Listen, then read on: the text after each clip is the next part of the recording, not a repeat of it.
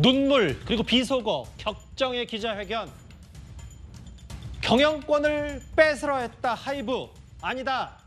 우리 뉴진스를 베꼈다 민희진. 이렇게 하이브와 자회사인 어도의 민희진 대표 측의 갈등이 심화되는 가운데 오늘 오후에 민희진 대표가 꽤 긴 시간 공식 기자회견을 진행했습니다.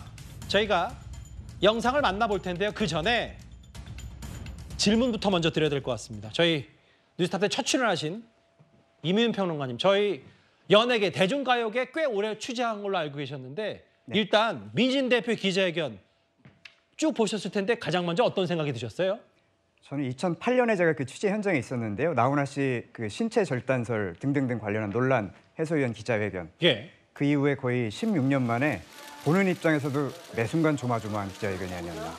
굉장히 시한폭탄 같은 기자회견이었다. 저는 이렇게 봤습니다. 그러니까 과거에 그 유명했던 나훈아 씨의 제가 바지다로 내릴까요? 이 기자회견 그렇죠. 이후에 연예계를 발칵 뒤집을 만한 기자회견은 오늘 네. 민희진 대표 기자회견이다. 그러면 저렇게 오늘 모자를 쓰고 굳은 표정으로 등장했는데 애초에 또 카메라 플래시가 너무 많이 터지니까 기자회견이 10분간 중단되기도 했었습니다. 민희진 대표의 목소리 직접 들어보겠습니다.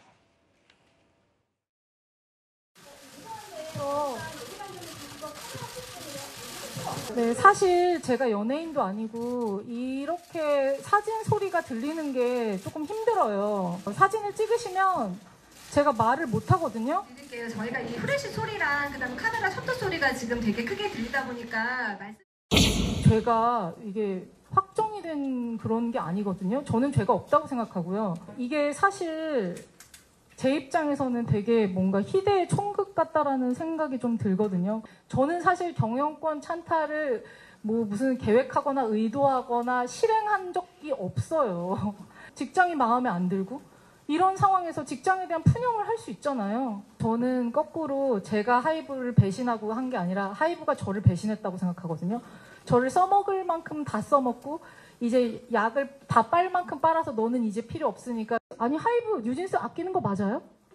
근데 어떻게 월요일 날 감사를 해? 또 그것도 급습. 내가 뭘 그렇게 잘못했다고 급습을 해. 막판에는 이제 경어를 쓰지 않고 여러 가지 얘기를 있었는데 그건 이제 본질이 아니더라도 본인은 경영권을 뺏을 계획이 없다. 난 일 잘한 죄밖에 없다. 저희가 어떻게 받아들이면 될까요? 일단 민희진 대표의 주장에 따르면은 본인이 끊임없이 내부 고발 또는 내부의 문제점에 대해서 또 크게 볼 때는 엔터업계의 문제점에 대해서 예. 하이브의 발전을 위해서 여러 가지 질의도 던지고 문제 제기도 했는데 예. 이런 것들이 계속되다 보니까 오히려 경영권 찬탈에는 전혀 관심도 없는 나에게 이런 프레임을 뒤집어 씌우고 있다. 이게 이제 민희진 대표의 주장입니다. 민 대표 주장 그렇고 이미윤 평론가 개인적으로는 어느 정도 무게를 두시겠어요, 이 말에?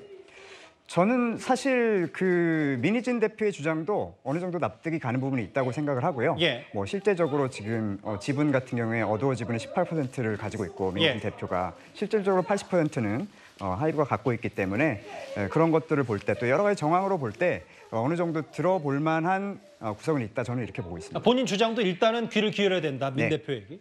근데 이런 부분 있잖아요. 하이브 쪽이 제공한 카카오톡 내용을 보면 허지원 변호사님, 이게 법적으로 나중에 어떤 문제일지 모르겠지만 지난 4일에 그러니까 본인 자회사는 빈 껍데기가 되고 하이브에 이 자회사를 팔려고 건의했다. 대박.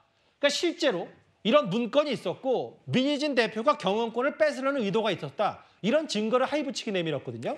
하이브에서는 아마 저 문자 메시지 내용을 보고 경영권을 탈취하려는 시도가 있었다라고 생각할 수밖에 없을 겁니다. 예. 일단 지금 하이브가 80%의 지분을 어도의 지분을 보유를 하고 있는 상황이기 때문에 만약에 이건 가정입니다만 민 대표가 경영권을 가져오려면 최소 51% 이상을 우호 지분으로 확보를 하든가 아니면 아예 뉴진스를 데리고 나서 독립적인 레이블에서 자기가 뉴진스를 계속해서 매니지먼트하는 두 가지 방법을 생각을 해볼 수가 있겠죠. 예. 그런데 저 카카오톡 내용은요. 그 두 가지 방법이 결합된 형태라고 예상해 볼 수가 있습니다.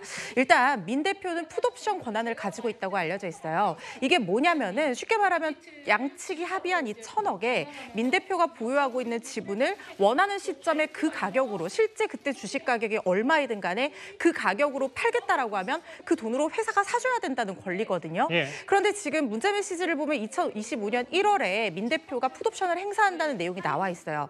근데 그때 당시에 예를 들어서 이건 가정입니다만 유일한 소속 가수인 뉴진스라든가 아니면 뭐 BTS라든가 하는 하이브 소속 가수에게 뭔가 대형 악재가 터져서 이 가치가 만약에 폭락한 상태라고 가정을 해본다라고 하면 그때 당시 주식이 뭐 수십억이든 수만 원이든 간에 이 풋옵션을 행사하면 무조건 1,000억의 민 대표의 지분을 사줘야 되는 상황인 거예요. 그러면 회사는 당연히 재정적으로 어려움을 겪을 수밖에 없겠죠. 그게 왜 제가 이 얘기를 드리냐면 민 대표가 뭐 하이브에 대해서 뭐 괴롭혀야 된다, 여론전 준비해야 된다 이렇게 얘기한 문건들을 하이브가 발견했다고 하고 있거든요.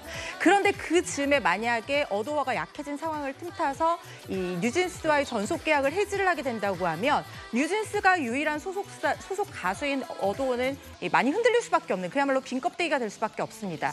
그러고 나서 주식 가치가 굉장히 하락한 상태에서 민 대표가 우호적인 투자자들을 데리고 이 어도어의 지분을 싼 값에 다시 사들인다고 하면 민 대표는 아무것도 잃지 않고 완벽하게 어도어의 지배력을 장악하면서 다시 컴백을 할 수가 있게 되는 시나리오가 나올 수 있는 거거든요. 예. 아마 이런 부분 때문에 하이브는 이게 경영권 찬탈의 증거라고 생각하고 있는 것 같습니다. 본질은 이거고요. 경영권을 뺐냐 안 뺐냐 아니다. 우리 뉴진스 뺏겼다.